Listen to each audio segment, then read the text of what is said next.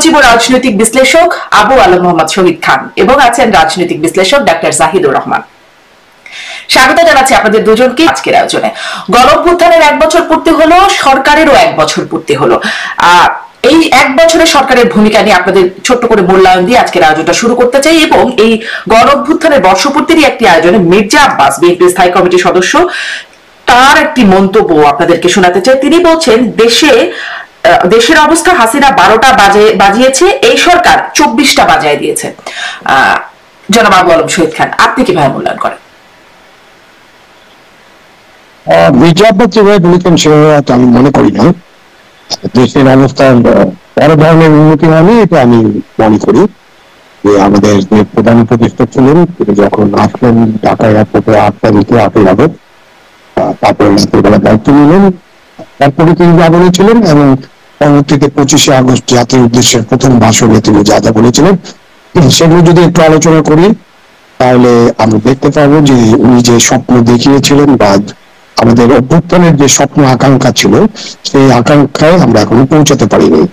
একেবারে সবকিছু কিছুই হয়নি এমনটা বলবো না, বাট অনেক কিছু করা সম্ভব ছিল, অনেক কিছু করার মতো ওনার ইচ্ছা ছিল, কিন্তু কোনো একটা কারণে, অজানা কারণে হতে পারে, বা তার সীমাবদ্ধতা, গোটা যে সরকারটা আছে তাদের যে সক্ষমতা কিংবা অক্ষমতা যাই বলেন না কেন, এই কারণে আমরা যে প্রত্যাশা নিয়ে জাতি অভ্যুত্থানে যুক্ত হয়ে গেছিল, জনগণ গিয়েছিল, মানুষ রক্ত দিয়েছিল, সেই ইচ্ছাটা, সেই স্বপ্নটা, সেই আকাঙ্ক্ষাটা পূরণ হয়নি। উনি যেমনটা বলেছিলেন যে একটা বৈষম্যহীন, শোষণ মুক্ত, কল্যাণমুখী, মুক্ত বাতাসের বাংলাদেশ উনি দেখতে চান। উনি বলেছিলেন যে উদার, গণতান্ত্রিক, অসাম্প্রদায়িক বাংলাদেশ দেখতে চান। এগুলো তো আমরা অনেকদিন ধরে দেখতে চাচ্ছি, এটা আমাদের স্বপ্ন, 54 বছরের স্বপ্ন। এটা মুক্তিযুদ্ধের স্বপ্ন এইরকমই কাছাকাছি ছিল। মাঝখানে একটা নতুন শব্দ যে মুক্ত বাতাসের বাংলাদেশ। আমরা মুক্ত বাতাসে আছি, এ ব্যাপারে কোনো সন্দেহ নেই। আমরা মুক্তকণ্ঠে অনেকেই কথা বলছি, আবার অনেকেই নিপীড়নের শিকার হচ্ছেন, এসব চলছে, বাট কথা তো আমরা বলতে পারছি। সেজন্যই বলতে পারি যে যে আকাঙ্ক্ষা, যে স্বপ্ন নিয়ে সামনে এগুলোর কথা ছিল সেখানে আমাদের অগ্রগতি খুব কম। আজকে মাহমুদুর রহমান মান্না একটা আলোচনায় ছিলেন, উনি, আমি তো মার্কিং করতে পারি না, মাহমুদুর রহমান মান্নার টিচার ডক্টর ইউনূস, উনি বলেন 100 কাছাকাছি না পেলেও 30 তো পেয়েছে মনে করি। আমাদের দেশে 30 মানে আমাদের যে সিস্টেম তাতে 30-এ ফেল করে আর কি। ওই অর্থে বলা যায় যে এই ডক্টর ইউনূসের সরকার 1 বছরে তাদের রেকর্ডে তারা 30% যদি মার্ক ক্যারি করে থাকেন তাহলে এটা ফেল মার্কস। এখন সামনে একটা নির্বাচন, আপনি কত দেবেন? আমি এরকম মার্কিং করি না, কারণ রাজনীতিতে বা যে রাষ্ট্র পরিচালনায় এরকম ভাবে মার্কিং করা যায় না। তবে মোটা দাগে আমি এটাকে বলি যে তাদের অক্ষমতা পরিষ্কার হয়েছে। তিনি যা যা বলেছিলেন সেইটু ধারে কাছে যেতে পারেননি। তিনি বলেছিলেন যে একটা পরিবারের মতো কাজ করবেন সবাইকে নিয়ে।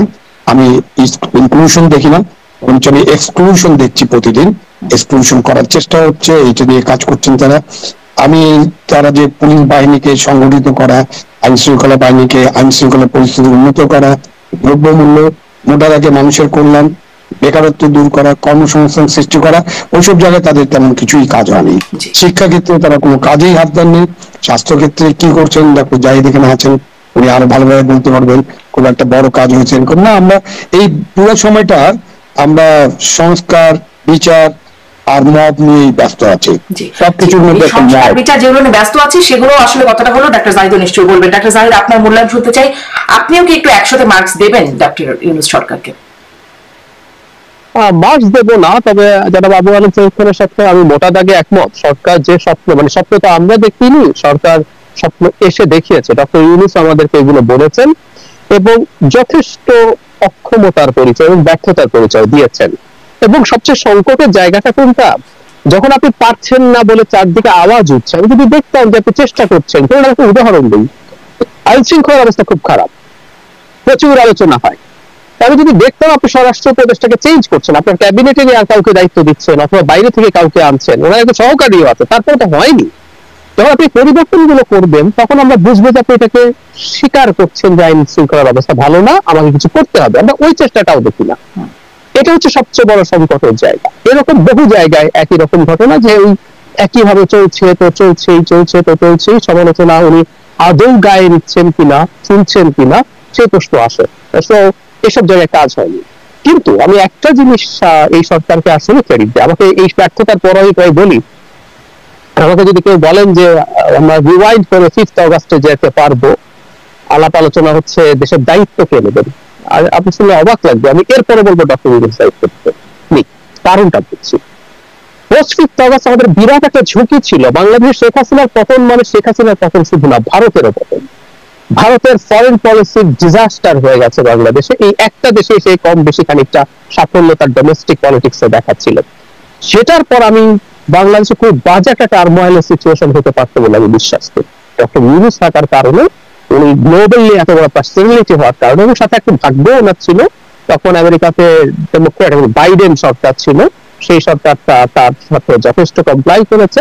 আমাদের ইন্টারন্যাশনাল চাপ, বিশেষ করে ভারত থেকে যে সংকট হওয়ার সম্ভাবনা ছিল, সেই জায়গা থেকে আমরা দূরে থাকতে পেরেছি। এক, দুই হলো আমরা আবার যদি প্র্যাকটিক্যাল জায়গা থেকে দেখি, পোস্ট আপরাইজিং মানে মধ্যপ্রাচ্যে কি হয়েছে, যেটা নিয়ে আমরা যে ঢঙের আমাদের মডেলটা আসলে টিউনিশিয়া মডেলের মতো হয়েছে। টিউনিশিয়াতে কি হয়েছে আমরা দেখেছি, ইজিপ্টে কি হয়েছে, দুটো দেশে তো গৃহযুদ্ধ শুরু হয়ে গেছে, ইয়েমেন এবং সিরিয়াতে।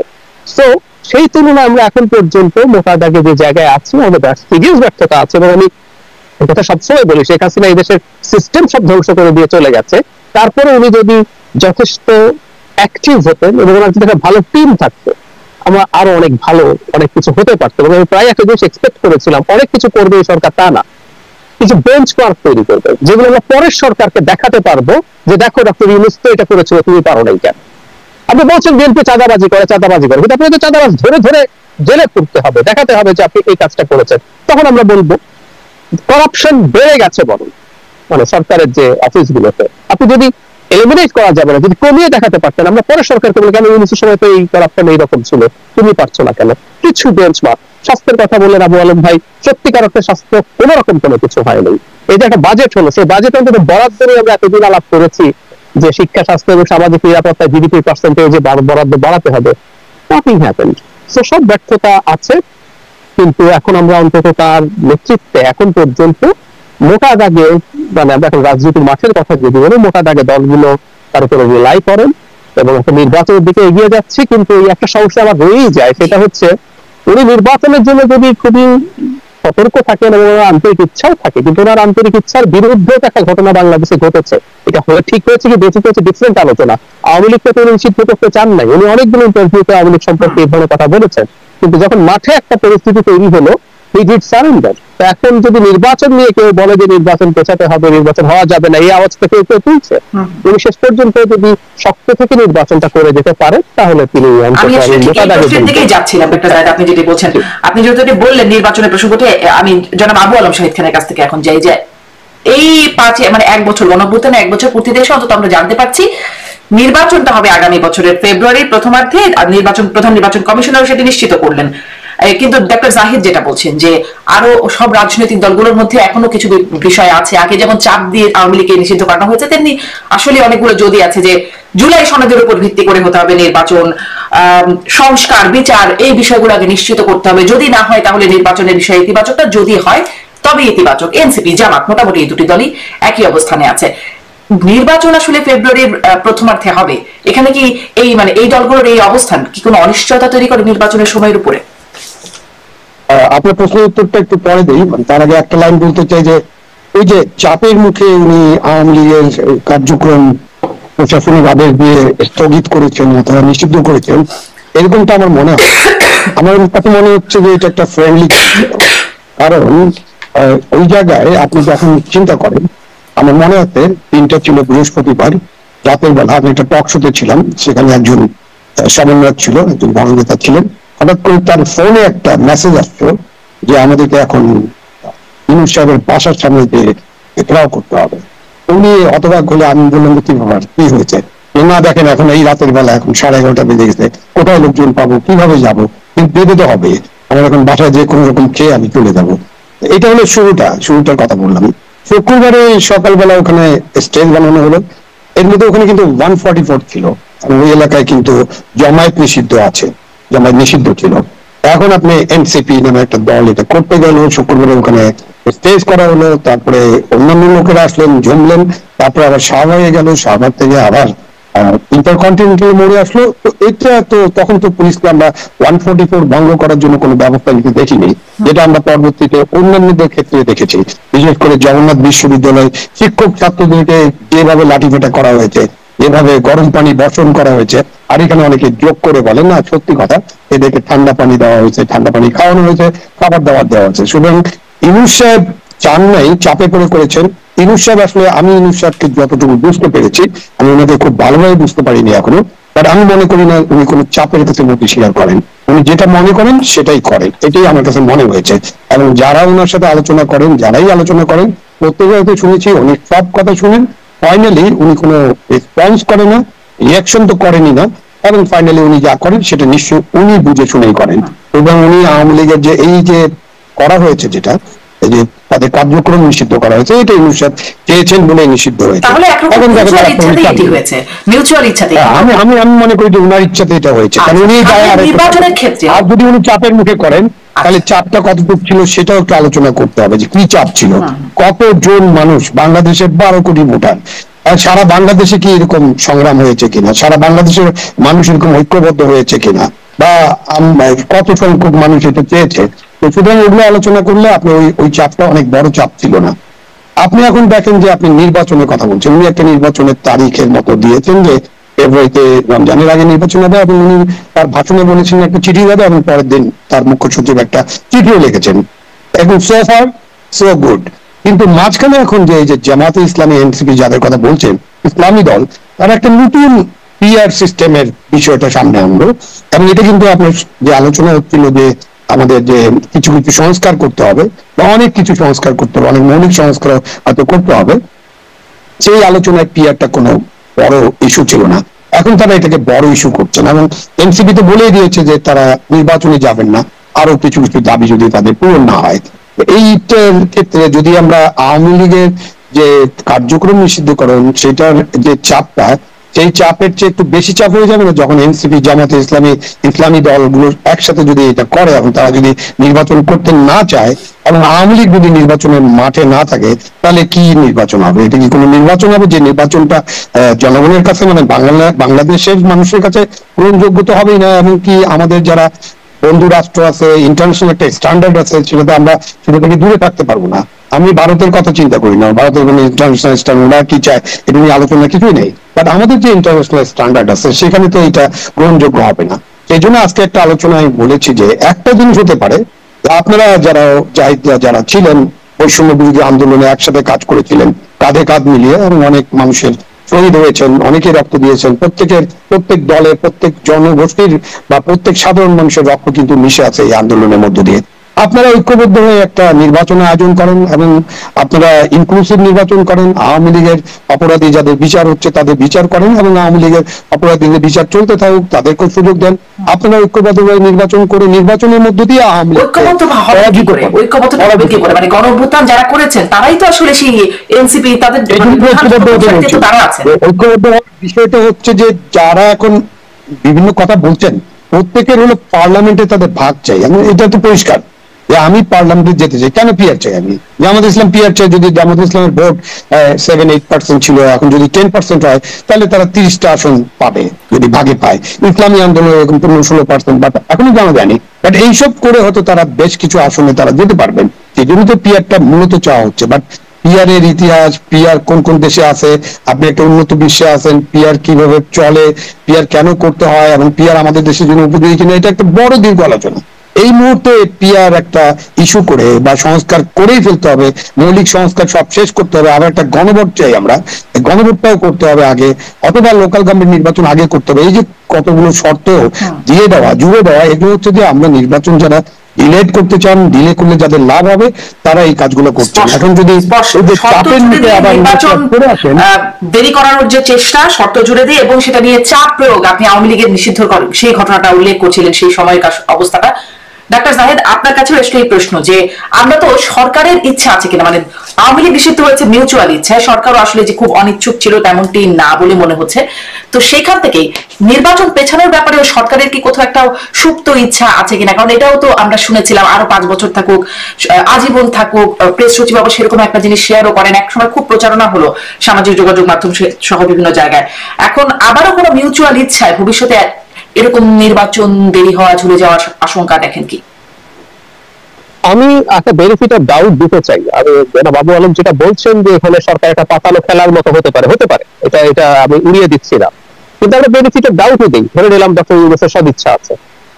কিন্তু যদি এরকম পরিস্থিতি হয়, উনি কি করবেন? আসলে উনি তো প্রথমত একবার দেখাতে পারেননি, অন্তত আমরা সেটার কথা যদি বলি, এবার উনি কেন পারবেন, কিভাবে পারবেন?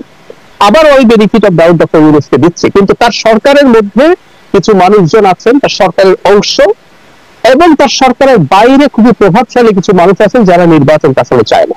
শুধু তাই না, যে দুটো রাজনৈতিক দল নির্বাচন আসলে নানান রকম যদি কিন্তু যোগ করে, খুব জোর গলায় বললাম আমরা তো নির্বাচন চাই কিন্তু বলে তারা কিছু কথা বলবেন, এবং এর মধ্যে শুধুমাত্র সংস্কার বিচার না, আপনি খেয়াল করেছেন একটা উদ্ভট যুক্তি আনা হয়। আমি তাদের সাথে টকশোতে থাকতে আমি জিজ্ঞেস করেছি, আমি আজকে আপনার এখানেও বলি, নির্বাচন কমিশনের এই নির্বাচন কমিশনের অধীনে নির্বাচন করবে না। মানে খেয়াল করুন, আমরা শেখ হাসিনার সময় দীর্ঘ ফাইট করেছি কি নিয়ে, যে বাংলাদেশের নির্বাচন কমিশন কাগজে কলমে নানান ক্ষমতা কনস্টিটিউশনালি যদি থাকেও দিনের শেষে আসলে নির্বাচন যদি সরকার নিউট্রাল না থাকে হয় না। আমরা 91 রোপ সরকারের যে নির্বাচন, রোপ কমিশনের যে নির্বাচন, যারা অসাধারণ একটা নির্বাচন করেছে, সেই রোপ কমিশন শেখ খালেদা জিয়ার অধীনে মাগুরার উপনির্বাচনে করাপশন ঠেকাতে পারে নাই, তো ইঞ্জিনিয়ারিং ঠেকাতে পারে নাই। তো আমরা আলাপ করছিলাম যে নির্বাচন কমিশন ইস্যু হচ্ছে আসলে সরকার। আমরা অবাক হয়ে গেলাম যে নির্বাচন কমিশনকে প্রধান করে তোলা হচ্ছে। সেরকম নানান রকম ইস্যু আনা হচ্ছে, নিরাপত্তা, কোথাও একটু ঘটনা ঘটলে সেকেন্ড লাগে না লিখে দিচ্ছেন এই অবস্থায় কিভাবে নির্বাচন হবে। অনেকগুলো ঘটনা আছে, কোনো সন্দেহ নাই।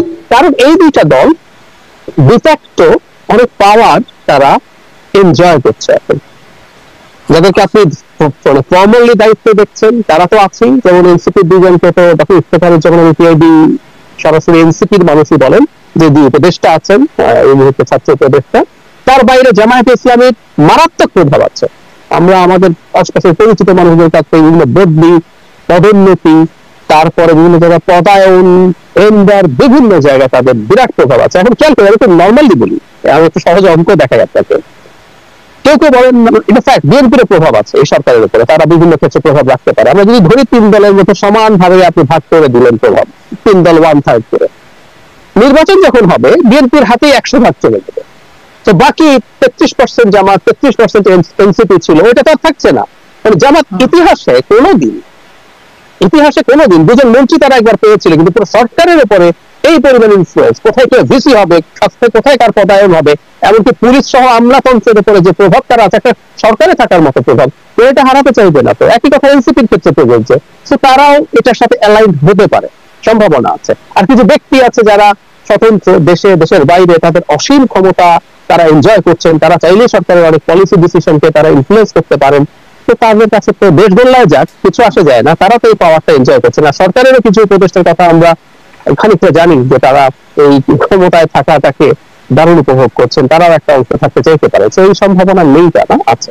জি, তার মানে অনিশ্চয়তাটা কাটলোই না। আপনি বলছিলেন যে অনেকগুলো যদি কিন্তু লাগিয়ে দেওয়া হয়। আমি একটা কথা শারমিন বলে রাখি, আমি পরে আসবো। আমি মনে করি সবকিছুর পরে ফেব্রুয়ারিতে নির্বাচন আসলে হতে হবে কেন আমি পরে বলবো। আচ্ছা, ফেব্রুয়ারিতে নির্বাচন হতে হবে। আর আমার মনে হয় একটু করে বলেই দেন, কারণ পরের প্রশ্নটা আমি এটা নিয়েই করবো, কেন হতে হবে ফেব্রুয়ারিতে নির্বাচন? আচ্ছা, আমি এটাকে একটা থিওরিটিক্যালি যদি অ্যানালাইজ করি, আমাদের একজন অর্থনীতিবিদ আছেন ডক্টর মুস্তাক খান, সোয়াসের প্রফেসর।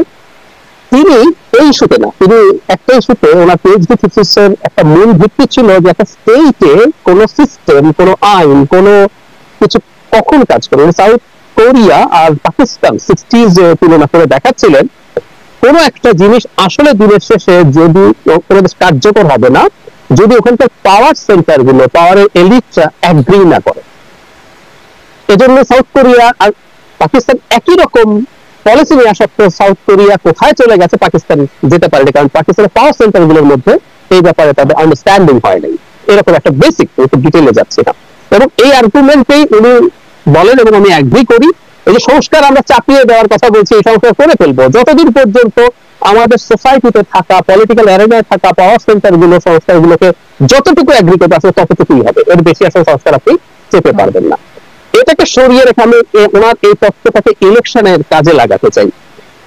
আমাদের দেশে ইলেকশন চায় নাকি আমরা এইভাবে যদি বলি, ফেব্রুয়ারি বা ডিসেম্বরে সরকারকে অ্যাজ এ হোল না ধরলে, ধরে নিলাম তর্কের খাতিরে জামায়াত বা তর্কের খাতিরে জামায়াত, এনসিপি, কিছু ব্যক্তি, দু একটা বিদেশি শক্তি নির্বাচন না চাওয়ার ব্যাপারে সমর্থন করতে পারে। চায় কারা? দেশের সবচেয়ে বড় রাজনৈতিক শক্তি বিএনপি। আওয়ামী লীগের কর্মকাণ্ড নিষিদ্ধ, কিন্তু আওয়ামী লীগের 20% ভোট এখনো বেঁচে আছে। আওয়ামী লীগ নিজে নির্বাচন চায়, কারণ তারা ডক্টর ইউনূসের সরকারের সাথে কমপ্লাই করতে পারছে না। তারা ভবিষ্যতে সত্য হবে কিনা জানি না, তারা মনে করছে ভালো হবে। দেশের সেনাবাহিনী নির্বাচন চায়, সেনা প্রধান প্রকাশ্য নির্বাচনের কথা বলেছেন। বিরাট একটা পাওয়ার সেন্টার, টেকনিক্যালি সেনাবাহিনী সরকারের পার্ট, কিন্তু এই মুহূর্তে সেনাবাহিনীর একটা ডিফারেন্ট সত্তাও আছে। দেশের বিজনেস পিপল, দেশের ব্যবসা বাণিজ্যের অবস্থা কিন্তু প্রচন্ড খারাপ। আমি বিশাল বড় ব্যবসায়ীর সাথে কথা বলে দেখেছি এবং একেবারে প্রান্তিক ব্যবসায়ীর সাথে কথা বলে দেখেছি, পাড়ায় যিনি মুদি দোকান চালান, আমি দেখেছি প্রত্যেকের ব্যবসার অবস্থা খারাপ। অর্থনৈতিক জিডিপি গ্রোথ এখন 3-এর নিচে নেমে গেছে, কারোই অবস্থা ভালো না। তারা সবাই অ্যাজ আর্লি অ্যাজ পসিবল নির্বাচন চাইছেন। আমি আপনাকে একটা এক্সপিরিয়েন্স শেয়ার করি। ফেব্রুয়ারি নির্বাচনের ডেট দেওয়া নিয়ে যখন আমি একটু সন্তোষ প্রকাশ করে আমার ব্যক্তিগত চ্যানেলে একটা ভিডিও করেছি, একজন খুব বড় ব্যবসায়ী নেতা আমাকে বলছেন, আপনি ডিসেম্বর কেন বলছেন না? তো ব্যবসায়ীরা একটা বিরাট পাওয়ার সেন্টার, তারা এটার দিকে চলে গেছে। ব্যুরোক্রেসি মোর অর লেস ইলেকশনের দিকে, জনগণ ইলেকশনের দিকে। এবং জরুরি কথা, বিদেশি কিছু শক্তিও এখানে ইলেকশনের পক্ষে আছে। আপনি যদি দুটাকে পাল্লায় ওজন দেন, দেখবেন নির্বাচন ওজন দিলে আওয়ামী লীগের নিষিদ্ধ করা নেই, সেই পাল্লাতেও বাকি ছিল। মানে সেখানে তো এনসিপি হুট করে জাম তুলে ফেললো। আসলো কোথা থেকে বিষয়টা? আব্দুল হামিদ চলে গেল দেশের বাইরে, সেই মুহূর্তে চিকিৎসার জন্য মানে রব উঠলো, তিনি পালিয়ে গেছেন, তাকে পালাতে দেওয়া হয়েছে। তারপরে শুরু হয়ে গেল হুট করে আওয়ামী লীগ নিষিদ্ধ করে দেওয়া হোক। তার আগে কিন্তু সেই দাবিটা যে মাঠে খুব জোরালো ভাবে ছিল, বিএনপি বলেছে, বিরোধিতা ছিল না। না, এটা বিরোধিতা খুব বেশি ছিল। আমি এটা নিজে করতে দেখেছি, বিরোধিতা এটা কথা মানি আমরা। Logical illogical is different debate. 1 বছরও যায় নাই এই দলটা যা করে গেছে, বিরোধিতা হয়নি। আমি ইলেকশনের ক্ষেত্রে বলছি, যারা চাইছে আর যারা চাইছে না, ওজন যদি পাল্লায় দেন, চাওয়ার পক্ষে পাওয়ার ব্যালেন্স মারাত্মক। কিন্তু সরকার যদি কারো কথা মেনে নেয়, কারো চাপে কাবু হয়ে যায়, অন্য চাপে কাবু হতে না চায়, সরকার কি সেটা পারবে না? সরকার একটা টাইম বম আছে বলে আমি মনে করি। সেটা হচ্ছে ইকোনমি যেদিকে যাচ্ছে, সরকার যদি ইলেকশন আনসার্টেন হয়ে যায়, যদি জানা যায় যে ইলেকশন হচ্ছে না ফেব্রুয়ারিতে, এখানে আমি নোজ ডাইভ দেবো। এখানে আমি অলরেডি যথেষ্ট খারাপ, নোজ ডাইভ দেবো এবং মানুষ রাস্তায় নেমে আসবে। একটা কথা মনে রাখবেন, মানুষ তো এখনই যেভাবে কথা বলছে, বিভিন্ন মানে আমরা সংস্কার বিচারের কথা বলবো। আমি আপনাকে একটা এক্সপিরিয়েন্স শেয়ার করি।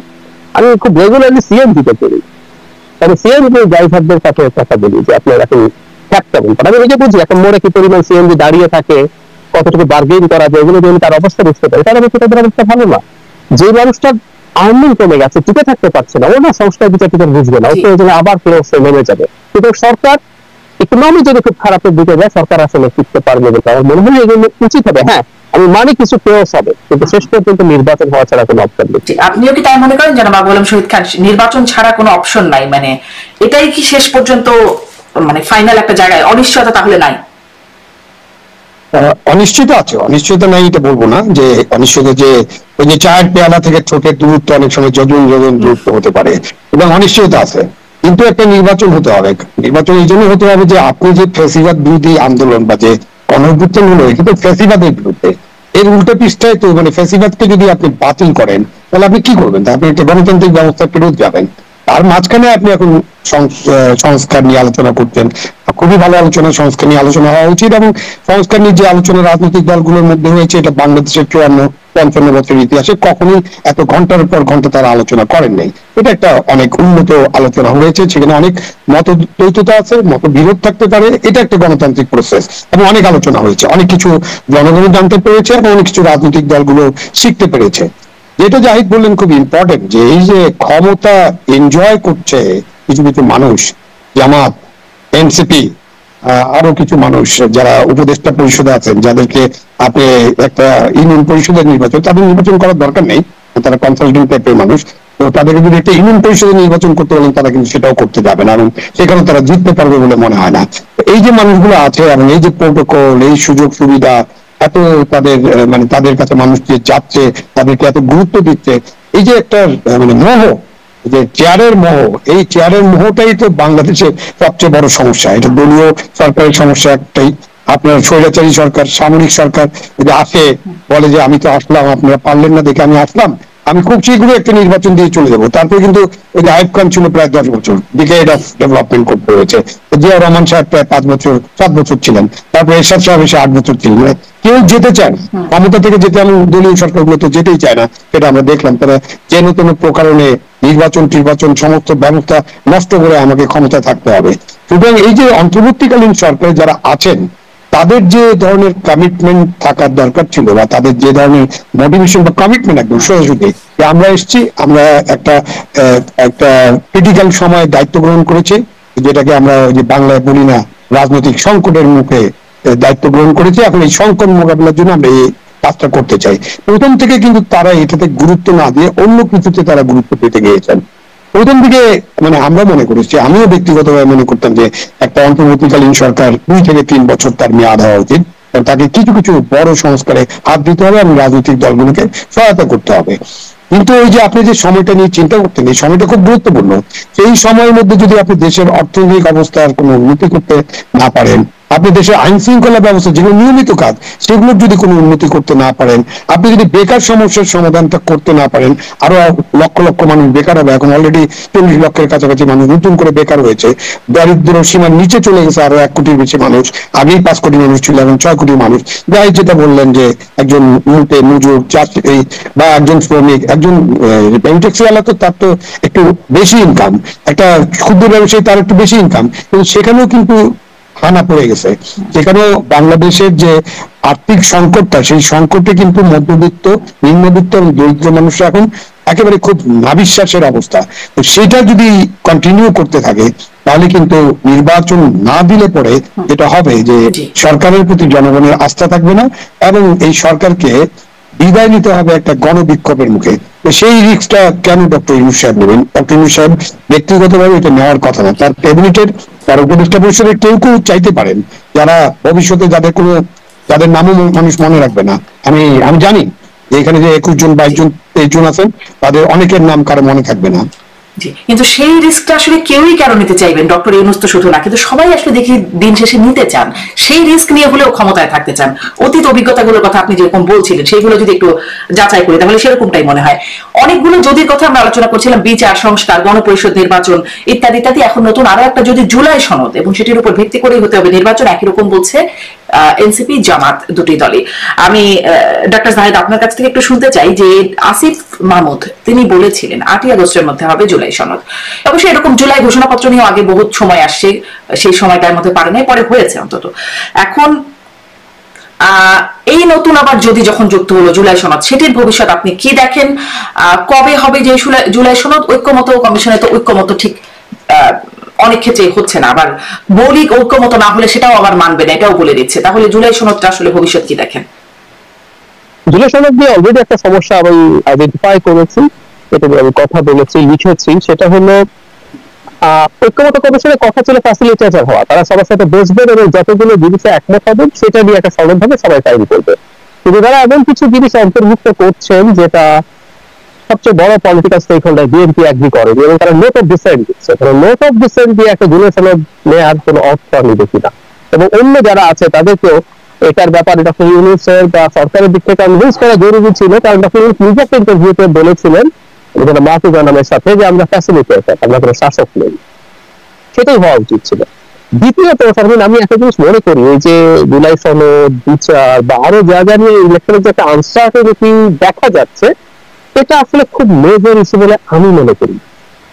পলিটিশিয়ান এবং পলিটিক্যাল পার্টির সব কথাকে একদম আক্ষরিক অর্থে না নেওয়াই ভালো হবে। আমি মনে করি যে বিএনপি যেহেতু ক্ষমতায় যাওয়ার জন্য অপেক্ষা করছে, তারা রাজনীতি করে, তারা ক্ষমতায় যেতে চায়, একটা আনসার্টেনিটির অবস্থা তৈরি করে তাদের কেউ আসলে বিএনপির সাথে বার্গেইন করতে চায় বলে আমি ধারণা করি।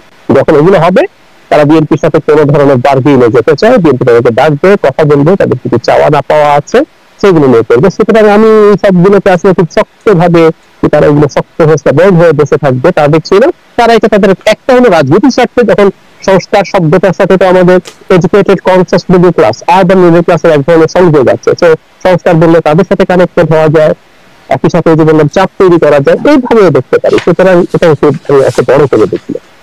জি জি, এবং একটু জুলাই ঘোষণাপত্র যেটি অন্তত হয়ে গেল, জুলাই সনদের অনেক আনসার্টেনিটির জায়গা আছে, কিন্তু ঘোষণাপত্র হয়ে গেল 5 তারিখে, এটি একটু শুনতে চাই যে সেটির যে প্রতিক্রিয়া, সেটি নিয়ে একটু মূল্যায়ন, একটা ছোট্ট মূল্যায়ন আপনি দেবেন, কারণ এটি ইতিমধ্যে আপনারা কথা বলেছেন বিভিন্ন জায়গায়, আমি শুনেওছি সেই বিষয়ে।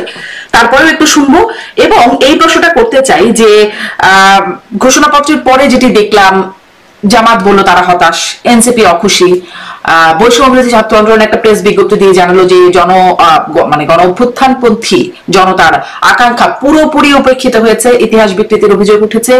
বিশ্লেষকরা বলছেন এক পেশে এসে তারাও ইতিহাস বিকৃতির নানা কথা বলছেন। কিন্তু জুলাই ঘোষণাপত্রের যে সব শেষ পয়েন্ট 28 নম্বর পয়েন্টে বলা হচ্ছে 5ই আগস্ট 2024 সালে গণ অভ্যুত্থানে বিজয়ী বাংলাদেশের জনগণের আকাঙ্ক্ষার প্রতিফলন হিসেবে এই ঘোষণাপত্র প্রণয়ন করা হলো। মানে যারা আলোচনায় ছিলেন একসাথে, রাজনৈতিক দলগুলোরই আকাঙ্ক্ষার প্রতিফলন ঘটলো না, পুরো বাংলাদেশের জনগণের আকাঙ্ক্ষার প্রতিফলন হলো এই জন্য এই ঘোষণাপত্র। ডক্টর জাহিদ, এগুলো আসলে আমরা লিখি এবং এগুলো আমরা এইভাবেই বলি। যেমন ধরুন আমাদের স্বাধীনতার ঘোষণাপত্র, আমরা রাষ্ট্র গঠন করতে চাই। বাংলাদেশে 70 সালের যে নির্বাচন, যখন নৌকায় কলা গাছ দাঁড়ালে ভোট দিয়ে দেয় বলে বলা হয়েছে, সত্যি তাই ছিল। সেখানে স্বাধীন বাংলাদেশ চাওয়া হয়নি, 6 দফার ভিত্তিতে আমরা একটা স্বায়ত্ত শাসন চেয়েছিলাম। তাতেও 26% মানুষ তৃণমূল পাকিস্তানের নৌকায় ভোট দেয়নি, 26%। শেখ মুজিবুর রহমানের নেতৃত্বে নৌকা 74% পপুলার ভোট পেয়েছে, পূর্ব পাকিস্তানের কথা বলছি। তো আমরা যখন আমার ঘোষণাপত্র বলতে চাই, আমরা কিন্তু সব মানুষের কথাই বলি, এটাই নিয়ে। এবং ওই সময়ও বাংলাদেশের বেশ কিছু রাজনৈতিক দল, চীনপন্থী কমিউনিস্টরা তো আছে, জামায়াতে ইসলামী আছে, যারা বাংলাদেশের স্বাধীনতা চায়নি, তো একমত হয়নি। কিন্তু আমরা আসলে যেটা দাঁড়ায়, আমরা যখন করি এইভাবেই বলি। এখন রাজনৈতিক দলগুলোর মধ্যে আপনি যদি সংখ্যায় বলেন, আমি যদি আলোচনা আনি সংখ্যায় বা তারা জনসংখ্যার কত পার্সেন্টকে রিপ্রেজেন্ট করছে, সেটা খুবই ছোট। এখন ডিবেটের ব্যাপারে বলছি, আসলে যেটা হয় এই ডিবেটটা ব্যবহারিক কথা ছিল, এবং আমি এই কারণেই মনে করি ঘোষণাপত্রটা একটা ডিটেইল করাই হয়তো ভুল হয়েছে। সরকার ভেবেছে যত ডিটেইল করবো সবার সবকিছু ঢোকাবো, কিন্তু দিবে শেষে সবার সবকিছু ঢুকবে না। তো কার কাছে কোনটার গুরুত্ব কতটুকু, কেউ একজন ধরুন 18 সালে কোটা মুভমেন্টে ছিল, সে এটা থাকার কারণে তার আবেগ আছে, তিনি চাইবেন এই কোটা মুভমেন্টে করে থাকে, নিরাপদ সড়ক থাকে, সাপলা থাকে, মিডিয়া হত্যাকাণ্ড থাকে, এগুলো সব ঢোকানোর পরে দেখবেন কারো না কারো আরো কোনো একটা মোদী বিরোধী আন্দোলন, এটা কোথাও এসছে, সেটাও থাকতে হবে। আমি যদি বলি 71 কথা সব আনা হয়েছে, আমি যদি প্রশ্ন তুলি 71-এর কথা আমরা যখন লিখবো, এই মাটির কিছু মানুষজন যে আমাদের রাষ্ট্র গঠনের পেছনে বিরুদ্ধে দাঁড়িয়েছে, রাজাকার আলবদর হয়েছে, তাদের সেটাও উল্লেখ করতে হবে। ধরুন আমি এটা আমার যদি চাওয়া হয়, তো এই চাওয়াগুলো চলতে থাকবে। এগেইন আমি বলি, এটা হচ্ছে এনারা রাজনীতি করার চেষ্টা করছে, বিশেষ করে এনসিপি এবং জামাতের ইদানিং এটাকে এভাবে পড়া উচিত, তারা সরকারের বেশ সমালোচনা করতে চাইছেন, বিশেষ করে এনসিপি, কারণ এনসিপির বিরুদ্ধে অভিযোগ যে তারা কিংস পার্টি, এমনকি টিআইবির মতো প্রতিষ্ঠান বা ইফতেখারুজ্জামানের মতো খুবই রেসপেক্টেড একজন মানুষ এই ধরনের অভিযোগ সরাসরি করেছেন, গ্রহণ করছেন। তারা এখন সরকারের বিরুদ্ধে বেশ উচ্চকিত আমরা মাঝে মাঝেই দেখি, মাঝে মাঝে দেখবো। এটা আসলে এই তকমাটা গা থেকে একটু সরানোর জন্য এরকম হতে পারে। আচ্ছা, এটা একটা কারণ, এটা একটা ইন্টারেস্টিং পয়েন্ট। আমি যারা আবু আলম শহীদ খান, আপনার কাছ থেকে একটু জুলাই ঘোষণাপত্রে আসলে জন আকাঙ্ক্ষার প্রতিফলন কতটা দেখলেন? আমি দেখছিলাম বিশ্লেষকরা এখানে কি বলছেন, আমি দেখছিলাম যে মহিউদ্দিন আহমেদ লেখক গবেষক, তিনি বলছেন যত দোষ নন্দঘোষ এর মতো আওয়ামী লীগকে এখানে মানে নন্দঘোষের মতো দোষ দেওয়া হয়েছে। ডেভিড বার্গম্যান বেশ বড় একটা লেখা লিখেছেন ফেসবুকে, তিনি বলছেন যে এটি দীর্ঘদিন আওয়ামী লীগ বিরোধী ও সমালোচকদের লেখা রাজনৈতিক বক্তব্য বলে মনে হচ্ছে, এবং সাথে তিনি বলছেন 71 সালের যুদ্ধ নিয়ে আওয়ামী লীগ যে রাজনৈতিক পক্ষপাতমূলক ইতিহাস ব্যবহার করেছিল, তার চেয়ে বেশি রাজনৈতিক পক্ষপাতমূলক আরেকটি বর্ণনাকে প্রতিষ্ঠা করেছে। এই বক্তব্যগুলোকে আপনি কিভাবে দেখেন? না, এই বক্তব্যগুলো তো মোটামুটি ঠিক আছে, কারণ যে সনদটা তৈরি হয়েছে সেই সনদ তো অপূর্ণ, কারণ অনেকটা টপ স্টেপ জাম্পের মতো, মানে কোনো জায়গায় একটু কাজ করলাম তারপর লাভ দিয়ে আরেক জায়গায় চলে গেলাম, এরকম আছে। আপনি ধরেন যে এই পুরা সনদে তো আমাদের কোনো জাতীয় নেতার নাম আসেনি, ডক্টর ইউনূস ছিল না, তার মানে আপনি না, ওটা জাতীয় নেতা আসছে নাই, যে হপ স্টেপ জাম্প বললাম, 15 আগস্টে আসা উচিত ছিল, আসেনি। মানে ইতিহাসটা আপনি ঠিক মতো লিখলেন না।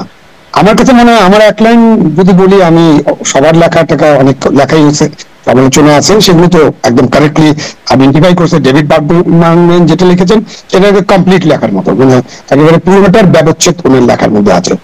আমি এক লাইনে যেটা মনে করি, ডক্টর ইউনূসের এর বেশি কিছু করার ছিল না, উনি কোনো পক্ষকেই সন্তুষ্ট করতে পারছিলেন না। এখন তো এটা একটা বিপ্লব সরকার করতে হবে, বিপ্লবের ঘোষণা দিতে হবে।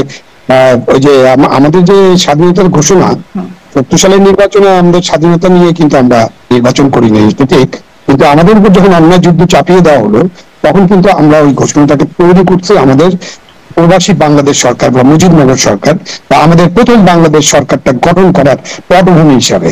সেই জন্য ওই জায়গাটাতে আমরা পরিষ্কারভাবে লিখেছি যে কি কি ঘটনার মধ্য দিয়ে আমরা অতিক্রম করেছি এবং এখন কেন আমরা একটা স্বাধীন বাংলাদেশের কথা চিন্তা করছি। এবং ওই যে ঘোষণা, ওই ঘোষণার কিন্তু কমন পয়েন্ট যে যেহেতু এবং সেহেতু এগুলো মোটামুটি কপি করা হয়েছে, বাট সাদামাটা ভাবে জুলাই সনদ এটার কোনো মানে ঘোষণা সনদ তো না, ঘোষণা, এই ঘোষণা আমার কাছে কোনো তেমন কোনো মূল্য বহন করে না। কিন্তু আপনি বলছেন ডক্টর ইউনূস মানে আর কিছু করার ছিল না, কিন্তু আমি একটু এই প্রশ্নটা করতে চাই যে ইতিহাস সেটা এক একজনের ভার্সন, জামাত ইসলামের কাছে একরকম, বিএনপির কাছে একরকম, ইতিহাসের ভার্সনটা এক একজনের কাছে এক এক রকম। তো এত মানে পেছনের ইতিহাস থেকে শুরু করবার দরকারই কি ছিল? উপনিবেশ বিরোধী, তারপরে 71, তারপরে এরকম করে মানে এত পেছন থেকে একটু জুলাই ঘোষণাপত্র, জুলাইয়ের প্রেক্ষাপট, মানে এত পেছন থেকে আসবার কি দরকার ছিল? না, আপনি 15-16 বছর রাখলেও পারছেন, এটা আপনি ঠিকই বলেছেন, বাট আমরা তো 47-এ যেতে চাই। আমরা তো মনে করি 47 না হলে 71 হতো না, অনেকে মনে করে, অনেকে কনভিন্স। আপনি 71-কে স্যান্ডউইচের মধ্যে ফেলানোর জন্য, 71-এর যে মহান মুক্তিযুদ্ধ, 71 যে একটা ইতিহাস এবং সেই ইতিহাসের যার পুনরাবৃত্তি হবে না, নতুন করে বাংলাদেশ স্বাধীনও হবে না, এই যে স্বাধীনতা, এই স্বাধীনতাটাকে আপনি স্যান্ডউইচের মধ্যে ফেলানোর জন্য আপনি 48 এবং 24-কে ঢুকাতে চান। এই যে নানানমুখী চাপ, নানানমুখী কথাবার্তা, এবং ওই যে একটা জিনিস যেটা বলেছেন যে যারা এটার তৈরি করেছে তাদের মধ্যে যা আছে, যেমন ধরেন 111-এর কথাই আমরা বলি, মানে আমি সব জায়গায় আলোচনা করতে পারি, বাট এটা দিয়ে তো আপনার পুরো অনুষ্ঠান শেষ হয়ে যাবে যদি আমরা এক একটা প্যারাগ্রাফ নিয়ে আলোচনা করি। আপনি 111-এর কথা যেটা বলা হয়েছে যে 111 একটা ষড়যন্ত্র ছিল, আমি খুব পোলাইটলি এবং খুবই হাম্বলি জিজ্ঞাসা করতে চাই, যখন 111 হয়েছিল তখন ডক্টর ইউনূসের কি রোল ছিল? আমরা তো শুনেছি যে উনাকেই অফার করা হয়েছিল দায়িত্ব নেওয়ার জন্য, উনি নাকি ফোন করে ফখরুদ্দিন সাহেবকে দায়িত্ব নিতে বলেছিলেন, উনি তখন একটা রাজনৈতিক দল ঘোষণা করেছিলেন, কিন্তু 111-এর সাথে পুরোপুরি উনি সম্পর্কিত ছিলেন। ওইটা ষড়যন্ত্র বললে তো ডক্টর ইউনূস নিজেই নিজের সাইন করা একটা ডকুমেন্টে বলছেন যে ওই ষড়যন্ত্রের সাথে উনি যুক্ত ছিলেন, মানে উনি ওটা লেখেন নাই, বাট 111 নিয়ে যখন আপনি এই কথাগুলো বলেন তো তার যে তিনি তখন কি করেছিলেন এটা তার মনে রাখতে হবে। হয়তো উনি ঠিক মতো পড়েও দেখেন নাই, তারা লিখে দিয়েছে, সাংবাদিকরা বলেন যে এই কারা যিনি লিখে দেয়, আমলারা সব আমলারা ঠিকঠাক করে দেয়, তারপরে আমাদের এই যে মন্ত্রী, প্রধানমন্ত্রী, প্রধান উপদেষ্টা তারা নাকি শুধু ওই সিগনেচার করে। এই যে মাফিয়া আমলাতন্ত্র বা যারা লিখছে সেই মাফিয়ারা নিশ্চয়ই তাদের মতো করে লিখেছে এবং ওটা ঠিক মতো তিনি হয়তো পড়তে পারেননি বা তাকে তার আশেপাশে যারা আছে তারাও তাকে বুঝাতে পারেনি। তো অনেক বিষয় আছে যে বিষয়গুলো নিয়ে অনেক আলোচনা হতে পারে। আমার কাছে আপনাকে ঘোষণা দেওয়ার স্টাইল, উনি তো 8টা বিষয়ে একটা ভাষণ দিলেন, উনার এই লক্ষ লক্ষ লোক সমাবেত ঘুরে ওখানে কেন ঘোষণা দিতে হবে? মানে সবকিছু মিলে এটা একটা পলিটিক্যাল রিটোরিকের মতো মনে হয়েছে, আর এটাও পূর্ণাঙ্গ একটা প্রশ্ন আপনার কথা থেকে জন্মেছে, কিন্তু ছোট্ট করে আপনার কাছে ডাক্তার জাহিদ এটা একটু, যে কারা আসলে এটা লিখে দিলেন, এটা লিখলেন কে বা কারা, সেটা কি জানবার সুযোগ হয়েছে? আমি কিছুটা মানে আমলারা লেখেননি, এটা সরকারের উপদেষ্টা, তারপরে এনারা মিলে সম্ভবত এটা লিখেছেন, এটা আমলারা লেখেননি। আচ্ছা, সরকারের উপদেষ্টাদের মধ্যে কারা কারা ছিলেন জানেন? না, আমি জানি না, উপদেষ্টা এবং প্রেসক্রিপ সবকিছু মিলে, মানে এটা মানে সরকারের যারা পরে এসছে, মানে চাকরি করা লোকজন, মানে যারা আগে থেকে আমলা ছিল তারা না। আচ্ছা আচ্ছা, যাই হোক, এটা আমার জানবার ইচ্ছা ছিল, হয়তো সামনে যদি জানার আরো স্পষ্ট সুযোগ হয়। এই জনাব আবু আলম শহীদ খান যেটি বলছেন যে স্যান্ডউইচ, 71-কে স্যান্ডউইচের মধ্যে ফেলার, আপনি কি একটু বলবেন যে সেই চেষ্টাটা হচ্ছে, আর হলে কেন হচ্ছে? আমরা নাহিদ ইসলামের একটা ফেসবুক পোস্ট দেখলাম, বেশ শক্ত একটা পোস্ট, তিনি এর মধ্যে বেশ কিছু লিখছেন, অনেক কথাই লিখছেন। একটা জায়গায় লিখছেন এই প্রজন্ম, ইংরেজিতে লিখছেন, যদিও আমি বঙ্গানুবাদ করে পড়ছি, এই প্রজন্ম ইতিমধ্যে 71-কে অতিক্রম করেছেন। কেউ আর পক্ষে একাত্তর বা বিপক্ষে একাত্তর এই দ্বিমুখী রাজনীতিকে মেনে নিতে প্রস্তুত নয়। একাত্তর ইতিহাসে থাকবে রাষ্ট্রের ভিত্তি হিসেবে, সম্মানের নীতি হিসেবে, কিন্তু আর রাজনৈতিক বৈধতার নিয়ামক হবে না। একইভাবে 47 ইতিহাসে লেখা থাকবে, স্মরণীয় থাকবে, কিন্তু রাজনৈতিক স্বার্থে ব্যবহৃত হবে না, এই হচ্ছে কথা। রাজনৈতিক বৈধতা নিয়ামক হবে না একাত্তর, তাহলে কি 24 এখন রাজনৈতিক বৈধতা নিয়ামক? আমি বলবেন কিছু বলে নেই, আমি গত বছর ডিসেম্বরে 16 ডিসেম্বর একটা কলাম লিখেছি প্রথমালোতে এই চেষ্টা নিয়ে 24 71কে ঢেকে দেয়া। এটা ফ্যাক্ট, 24-এ জামায়াতে ইসলামী ছাত্র শিবির তারা ইনভলভ ছিল, বিএনপি বা সব দলই ছিল, তারাও ছিল। এটা হওয়ার সাথে সাথেই তারা একটা চেষ্টা শুরু করেছে 24 71কে মুছে দেওয়ার। মানে আমি যেন নাহিদ ইসলামের এই চেষ্টার মধ্যে খানিকটা হলেও ধোকা দেখে খুবই হতাশ হয়েছে। আমি সেই জায়গায় আসবো। মানে আমরা 71 কেন ইস্যু হবে বা হবে না, আমাদের 71 কি রেজলিউশন হয়েছে? আজও ওই 71 মুক্তিযুদ্ধের সময় বিরোধিতাকারী, আমি এইভাবেও বলেছি, আমি জামায়াতের আমির যখন বলছেন যে আমরা যদি অপরাধ করে থাকি এবং সেটা যদি প্রমাণিত হয় তাহলে আমরা ক্ষমা করবো, আমি এভাবে বলেছি, খেয়াল করুন, ধরে নিলাম তাত্ত্বিকভাবে, আবার বলছি তর্কের খাতিরে, তারা কোনো ফৌজদারি অপরাধের সাথে জড়িত ছিল না, কিন্তু পাকিস্তান মিলিটারি বাংলাদেশে তৎকালীন পরিবহন হিসেবে যে রকম মানবতা বিরোধী অপরাধ, যুদ্ধ অপরাধ করছিল, বর্বরতা চালাচ্ছিল, তার পক্ষে আপনি পলিটিক্যালিও থাকতে পারেন। এটাই গর্হিত অপরাধ, বিভৎস অপরাধ, কিন্তু এগুলোর কোনো রেজলিউশন হয়নি এবং তারা এখন রাজনীতিতে আছে। তাহলে 71 ইস্যু হবে না কেন? হতে হবে। এবং বাংলাদেশ 71ই আসলে 24কে আমরা শুধু 24 না, 90, 24 বা আমাদের 2050-এও যদি কোনোদিন একই ধরনের একটা লড়াই হয়, আমরা চাই এই ধরনের লড়াই বাংলাদেশ আর না হোক, আমরা একটা গণতান্ত্রিক ব্যবস্থার মধ্যে স্থায়ীভাবে ঢুকে যাই। সেটা আসলে 71-এর কন্টিনিউয়েশন। আমরা সেই বিখ্যাত আমাদের সাম্য, মানবিক মর্যাদা, সামাজিক ন্যায় বিচারের যে কথা বলেছিলাম, যেখানে যেখানে এটা লঙ্ঘিত হবে, আমরা আমাদের স্বাধীনতার সংগ্রাম ছিল, মুক্তির সংগ্রাম ছিল, তাকে মাত্র বলছেন, মুক্তিও তো আসলে, তো যখনই এটা আসতে থাকবে, মানে যেখানেই ঘাটতি হবে ওটা ওখানেই থাকবে। এবং এই চেষ্টা মূলত জামায়াতীদের চেষ্টা, এবং যারা নাহিদ ইসলাম অত্যন্ত পলিটিক্যাল একটা ভুল করেছেন এই ব্যাপারে, তাদের সাথে খানিকটা হলে আমি জনাব আবু আলম শহীদ খান আপনার কাছেও ছোট করে এই বিষয়ে জানতে চাই, আপনি এই বিষয়টা কিভাবে দেখছেন? নাহিদ ইসলাম বলছেন 71 রাজনৈতিক, মানে এটা রাজনৈতিক বৈধতা নিয়ামক হবে না। আমি এই প্রশ্নটা করছিলাম, তাহলে রাজনৈতিক বৈধতা নিয়ামক হিসেবে এখন 24-কে ব্যবহার করা? আমি এক সেকেন্ড একটা শুধু যোগ করে দিই। এই যে আওয়ামী লীগ নিষিদ্ধকরণের সময় একটা শিবির মাঠে ছিল, এটা ব্যাকফায়ার করেছে অলরেডি, শিবিরটা দেখেছে, তারা ওই গোলাম আজমের বাংলায় আর নিজামীর বাংলায় বৈষম্যের ঠাঁই নাই। তো আমরা ফেসবুকে ইয়াংদেরকে লিখতে দেখেছি, গোলাম আজম আর নিজামীর তো বাংলা ছিল না, ওটা তো এটা পূর্ব পাকিস্তান ছিল। আজও কিন্তু ট্রেল হয়, যখনই ঘোষণা, দ্যাটস ভেরি ইন্টারেস্টিং, ঘোষণাপত্রে যখন তাহের সাহেব বলছেন এটা কিছুই হয় নাই, পছন্দ করছি না, তখন ইয়াংরাই ট্রেল করছে, হ্যাঁ এখানে বাংলাদেশ লেখা হয়েছে, এখানে পূর্ব পাকিস্তান লেখা হলে ভালো হইতো। সেটা ইয়াংদের কাছে এটার গুরুত্ব নেই, কথাটা একেবারেই ভুল। ইয়াংরা 71 ভুলবে না, এবং সত্যি কথা হচ্ছে আমরা ভুলতে দেবো না। একটা কথা যোগ করে রাখি, আওয়ামী লীগ 71-কে নিয়ে চেতনার নাম করে ভুল ইতিহাস, মিথ্যা ইতিহাস এবং সকল চেতনার নাম করে ফ্যাসিবাদ কায়েম করেছে, কোনো সন্দেহ নাই। কিন্তু আমাদের একটা 71 হয়েছে, যেটা আমাদের এই রাষ্ট্রের পুরো জন্ম এবং তার উপরে ভিত্তি করে আমাদের অস্তিত্ব, ওটাকে আমরা এভাবে 24 দিয়ে বা অন্য কিছুতে ঢেকে দেওয়া হবে, নতুন কোন ফ্যাসিবাদ কায়েম না হোক, সেটাও নিশ্চয়ই একটা প্রচেষ্টা জায়গা। জি আবু আলম শহীদ খান, আপনার কাছ থেকে সেই রাজনৈতিক বৈধতার নিয়ামক কি এখন, মানে তরুণদের কথা বলা হচ্ছে, তরুণ নাহিদ ইসলামরাও তরুণদের দল হিসেবে দাবি করেন, তো মানে 24-ই এখন রাজনৈতিক বৈধতার নিয়ামক হবে কিনা এক। নাহিদ ইসলাম আরো লিখছেন, এখন রাজনীতি হবে 24-এর মূল্যবোধের ভিত্তি করে। আমার প্রশ্নটা যেটা করছিলাম, এখানে একটা উত্তরও অনেকটা ওরকম আছে। এবং তিনি লিখছেন, যারা 71-এ ফিরতে চায় তারা 24-এর নতুন রাজনৈতিক বাস্তবতাকে অস্বীকার করছে। 24-এর অভ্যুত্থান বহু রাজনৈতিক শক্তির জন্য প্রায়শ্চিত্তের সুযোগ এনে দিয়েছে তাদের অংশগ্রহণের মাধ্যমে। কাদের প্রায়শ্চিত্ত হলো বলে মনে হচ্ছে? না, 24-কে নিয়ে নাহিদ ইসলাম যা লিখছেন, হ্যাঁ উনি সরাসরি যুক্ত ছিলেন, একটা ইমোশন থাকতে পারে, ইমোশন থেকে উনি অনেক কথাবার্তা বলতে পারেন, ঠিক আছে, উনি মনে করতে পারেন, কিন্তু এরকম মনে করার কারণে যে 24-এ অনেক কিছু নিয়ামক হয়ে গেছে। 24-এ একটা গণ অভ্যুত্থান প্রথমে কোটা দিয়ে শুরু হয়েছিল, এবং তারপরে এক দফা এবং একটা স্বৈরাচারী ব্যবস্থার পতনের অভ্যুত্থান। এটা তো একটা রাষ্ট্রের জন্মের অভ্যুত্থান না, বা জন্মের যুদ্ধ না।